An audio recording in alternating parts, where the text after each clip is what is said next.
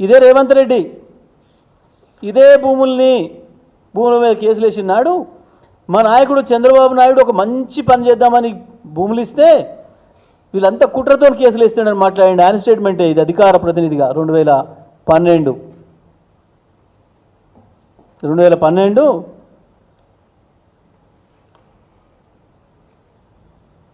September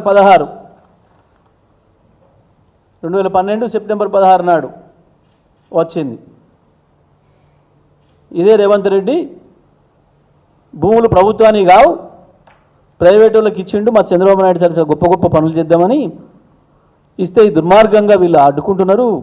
Congress అడ్డుకుంది, ఇప్పుడు KCR అడ్డుకుంటున్నాడు, BRS party అడ్డుకుంటుంది, TRS party అడ్డుకుంటుంది. ఏం లేదు, వాళ్ళ గురువు గారు మొదలుపెట్టిపోయిండు. తాబేదారులకు ఇచ్చి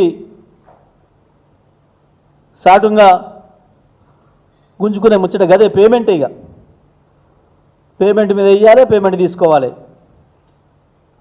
అదే పని మీద వాళ్ళ గురువుగారు మొదలుపెట్టిండు. గురువుగారితో సాధ్యం కాలేదు కాబట్టి ఇప్పుడు శిష్యుడు పూర్తి చేసే పనిలో ఉన్నాడు.